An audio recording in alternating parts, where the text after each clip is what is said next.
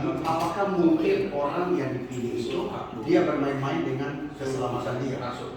Apakah mungkin orang yang sungguh-sungguh dipilih bermain-main dengan keselamatan dia? Nah, orang Kristen itu disebut Kristen bukan karena dia ada dalam gereja, bukan. Tapi dia Kristen karena dia telah dipanggil dan dia ditebus, dia diselamatkan, dia dikuduskan. Nah, orang ketika diberikan keselamatan, dia tidak mungkin main-main dengan keselamatan ini. Saya kasih contoh. Yang misalnya seorang raja, dia mempersembahkan, dia memberikan kepada kita miliknya yang paling berharga. Waktu kita pegang miliknya yang berharga itu. Misalnya, apa milik paling berharga bagi seorang raja? Kayak mahkota ya. Ini mahkota kerajaan ini. Ratu Elizabeth misalnya ya, almarhum. Dia memberikan mahkota itu. Nah, apakah ketika kita pergi main sepak bola kita bawa, ketika kita pergi berjudi kita bawa, ketika kita pergi ke sebarang tempat kita bawa? Tidak, kita akan jaga dengan baik. Karena apa? Ini sesuatu yang berharga yang diberikan kepada saya. Maka orang waktu dia diselamatkan itu, Paulus mengatakan kita tidak bisa tahu seberapa dalam, seberapa tinggi, seberapa luas, seberapa lebar kasihnya Allah. Kalau Allah begitu mengasihi kita dan kita sadar itu, beranikah kita bermain-main dengan kasihnya dia? Pasti tidak.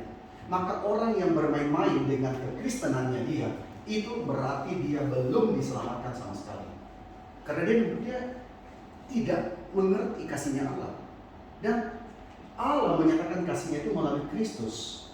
Nah, apakah misalnya keselamatan Allah bisa gagal? Misalnya Allah sudah memilih orang itu. Nah ini sekaligus pertanyaan yang itu kedua. Apakah kalau Allah sudah memilih orang itu, lalu kemudian dia tidak hati-hati, tidak berjaga-jaga, dia akan terlempar dari kasih Allah itu. Misalnya ini ya, kasih Allah yang sudah menebus dia. Nah, dia harus berjaga-jaga nih. Tiba-tiba dia tidak hati-hati, dia terlempar keluar dari anugerah itu. Maka berarti pemilihan Allah itu terjadi atau tidak? Tidak. Kalau Allah tidak bisa mempertahankan pilihannya dia, betulkah dia bisa disebut sebagai Allah? Tidak bisa. Maka kalau dia Allah, dia sudah pilih, maka pilihannya itu tidak bisa dibatalkan. Karena 3 sifat Allah paling utama, yaitu dia kekal, dia itu tidak berubah, dan dia itu maha kuasa, eternal, infinite, dan dia itu maha kuasa. Ini 3 sifat Allah yang kalau nanti kita pelajari mengenai Allah Tritunggal, kita akan melihat ini. Kalau Allah kekal, oke lah, dia Allah, dia kekal, dia maha kuasa, dia memilih. Tapi ternyata dia berubah di tengah-tengah. Apakah dia masih bisa disebut sebagai Allah? Pasti tidak. Maka kalau Allah sudah memilih, bisakah yang dipilih Allah itu tidak terjadi? Tidak mungkin. Kalau kita sebut dia Allah, tidak mungkin. Kalau dia sudah pilih, misalnya dia pilih, Pak Erwin saya pilih. Ternyata Pak Erwin tidak mau terima Tuhan. Gimana? Tuhan sedih dong, nangis dong. Ternyata saya sudah pilih Pak Erwin tidak mau terima Tuhan. Waduh, ternyata saya tidak berdaya. Maka dia bukan Tuhan sama sekali. Kalau dia sudah memilih, Alkitab mengatakan dia berkuasa untuk memeliharakan sampai kepada kesudahannya. Maka kalau Allah sudah pilih, mungkinkah kita terlempar daripada kasih Allah lalu kemudian dibuang ke neraka? Atau adakah orang yang misalnya dia dipilih, tapi dia nggak mau masuk surga? Begitu mati, masuk surga, nggak mau ke neraka, langsung Tuhan buang ke surga. Atau ada orang yang begitu taatnya, cinta Tuhan, tapi Tuhan tidak pilih. Apakah ada orang seperti itu? Lalu kemudian dia mau masuk neraka. Kamu masuk neraka ya, karena kamu tidak dipilih. Baik Tuhan, saya begitu cinta Tuhan, saya mau masuk neraka, apapun juga. Gak ada. Jadi kalau Allah sudah pilih, tidak mungkin batal. Karena namanya Allah. Kita aja bisa memilih gak? Bisa kan ya? Orang yang merdeka bisa memilih. Orang yang tidak ada kemerdekaan gak bisa memilih. Kalau Allah, dia berdaulat, dia harusnya bisa pilih. Dan ketika dia pilih, dia bisa menjaga apa yang dia pilih itu. Tapi kenapa dalam konteks yang lain, misalnya ada bagian-bagian Alkitab yang kelihatan kontradiktif. Nah, di sini kita harus percaya. Waktu baca Alkitab itu kita tidak boleh. Maka kenapa misalnya ya, kita di dalam gereja-gereja Protestan atau yang dipengaruhi itu oleh teologi reform, kita itu tidak boleh misalnya khotbah sembarangan. Tapi khotbah itu kenapa diajarkan khotbah yang ekspositori. Karena apa? Karena berarti kita bertanggung jawab mengajarkan seluruh kebenaran kitab suci dari Kejadian sampai Wahyu dengan bertanggung jawab. Nah, kenapa ada bagian tertentu kelihatan kontradiksi? Nah, itu tidak kontradiksi ketika kita membaca seturut dengan konteksnya. Misalnya, di dalam kitab Roma dikatakan kita diselamatkan oleh iman. Tapi Yakobus mengatakan apa?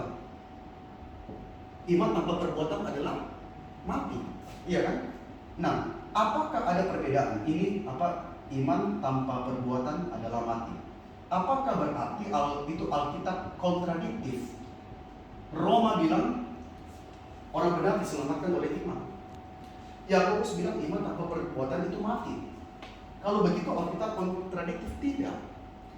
Roma sedang bicara bagaimana kamu diselamatkan. Bagaimana kamu diselamatkan? Adalah oleh iman. Yakobus sedang bicara itu adalah apakah bukti kamu diselamatkan? Yaitu perbuatanmu yang menjadi bukti bahwa kamu sudah diselamatkan. Yakobus tidak bicara bagaimana kamu diselamatkan. Oh, lewat perbuatan, tidak.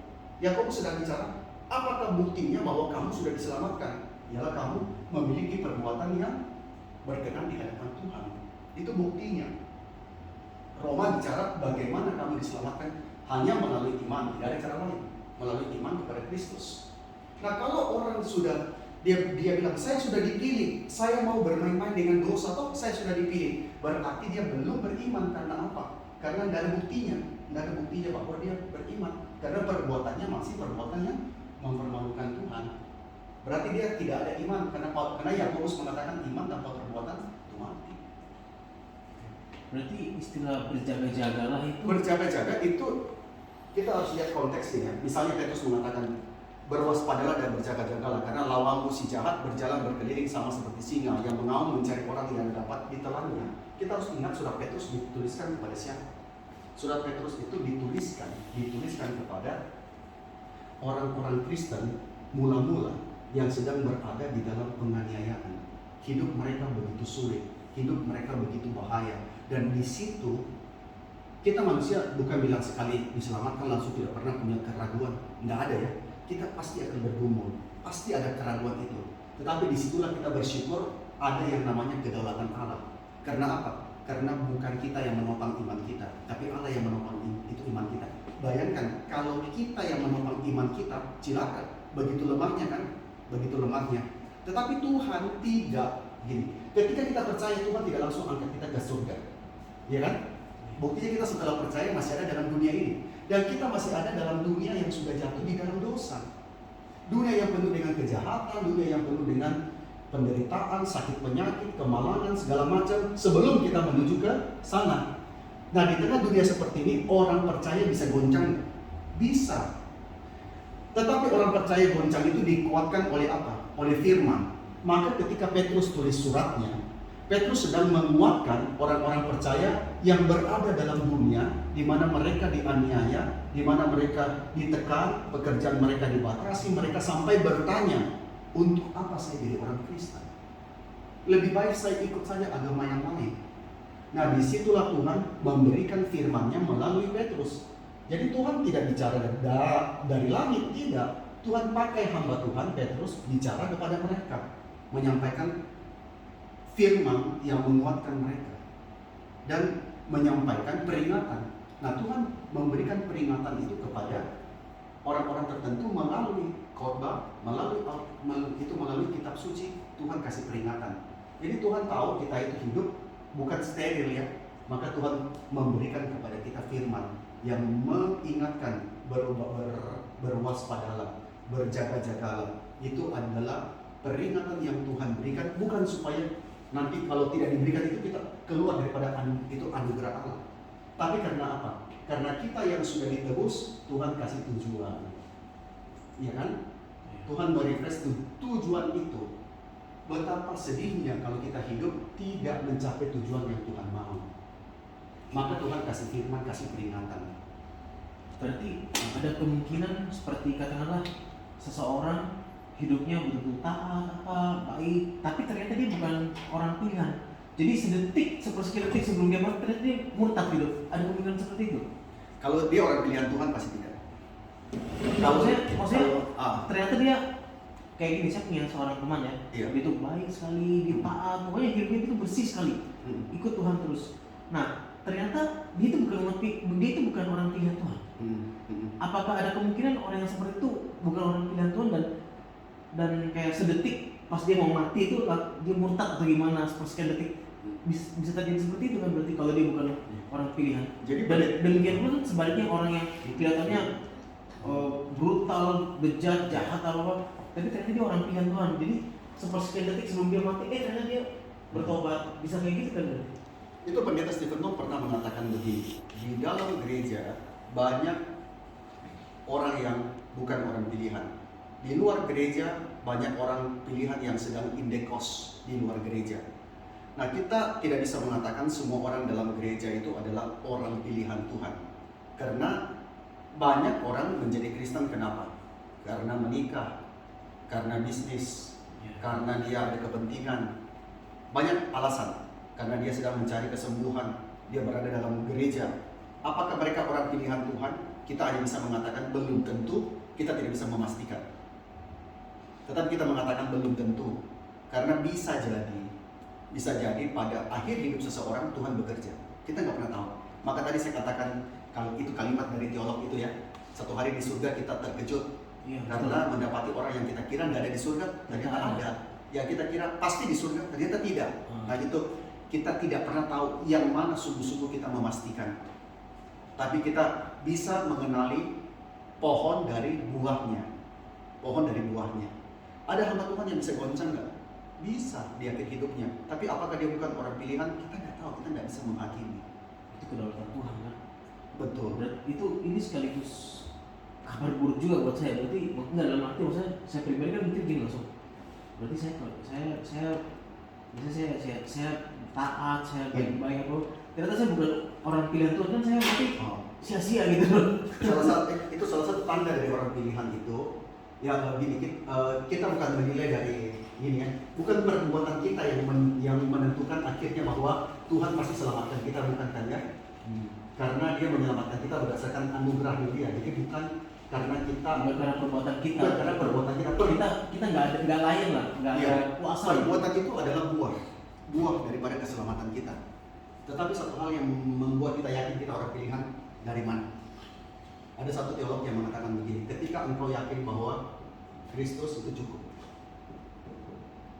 Yesus itu cukup bagi keselamatanku, di situ sudah indikasi kamu orang pilihan. Ketika kamu yakin bahwa Yesus cukup, dan kita tenang, saya ini orang yang dikasihi oleh Allah. Yesus adalah kan Yesus bilang, akulah satu-satunya jalan dan kebenaran dan hidup. Tidak seorang pun dapat sampai kepada Bapa jika tidak melalui aku. Maka ketika kita yakin bahwa Yesus cukup, kita orang pilihan.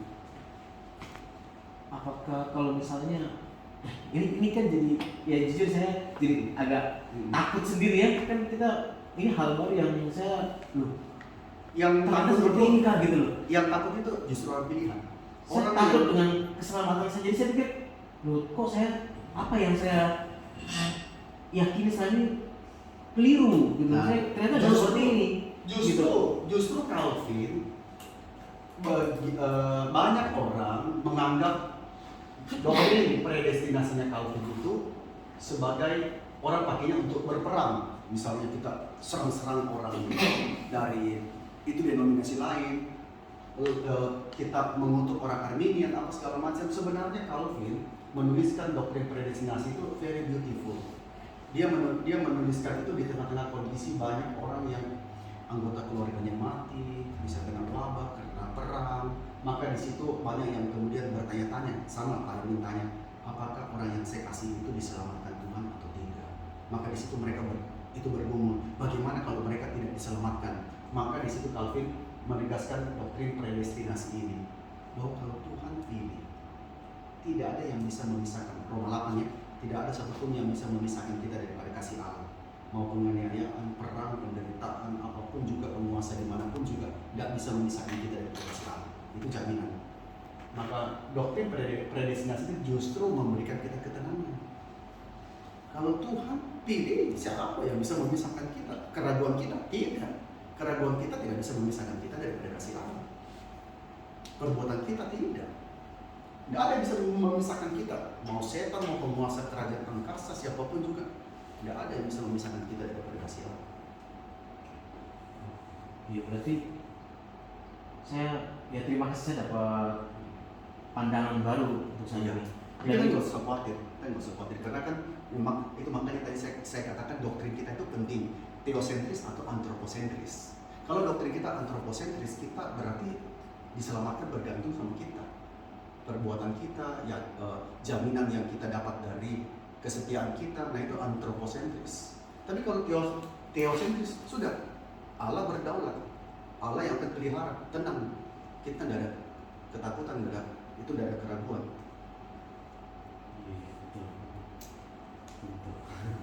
Makasih banyak Pak. Nah, saya baru dapat pencerahan. Ini kalau bukan memang kalau hari Minggu mau belajar alat Tritunggal, saya undang nggak apa ikut. Kalau mau ikut hari itu Minggu ya. ada kelas katekisasi, kalau mau hadir itu silakan. Kalau Oh, iya. mau ingat, karena alat Tritunggal salah satu doktrin yang paling sulit. Tetapi tanpa alat Tritunggal tidak ada namanya iman Kristen. Tanpa alat Tritunggal, tanpa doktrin alat Tritunggal tidak ada yang namanya kekristenan. Karena iman Kristen dibangun di atas dasar daripada pribadi alat Tritunggal dan karya alat Tritunggal.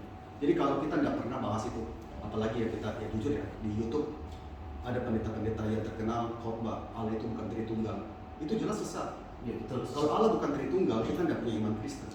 Saya itu kalau memahami, jadi masalah alat Tritunggal itu udah polemik dari zaman saya sekolah dulu. Jadi selalu itu jadi perdebatan, orang bilang, dari orang seberang bilang kalau alat Tritunggal berarti Tuhan tiga dong. Bukan, Tuhan satu. Tetapi kok ini, jadi saya capek dan saya pikir kemampuan ini kemampuan manusia gitu loh. Saya nggak cukup layak untuk memahami kedaulatan Tuhan. Jadi udahlah, aku terima, intinya aku juga kembali ke Alkitab, dalam arti kata-katanya siapa yang percaya, pokoknya beriman dan percaya aja, udahlah itu. Jadi saya udah, itu bukan urusan gua, aku percaya Tuhan Yesus sudah cukup. Karena Musa bisa kirimkan itu yang kita bikin, ada digital ministry. Kita ada bikin Q&A lewat medsos. Termasuk salah satu pertanyaannya, apakah Allah orang Kristen itu tiga? Nah itu kan ada di Instagram kita sama YouTube. Nanti bisa kasih ke Pak Erwin. Termasuk saya pernah jawab itu, apakah siapa yang menuhankan Yesus? Kenapa orang Kristen menuhankan Yesus? Kan Yesus tidak pernah sebut itu dirinya Tuhan kan ya? Nah itu kita ada jawab di kita punya digital ministry. Nanti bisa Pak kasih lihat Pak Erwin ya, ada di YouTube sama medsos.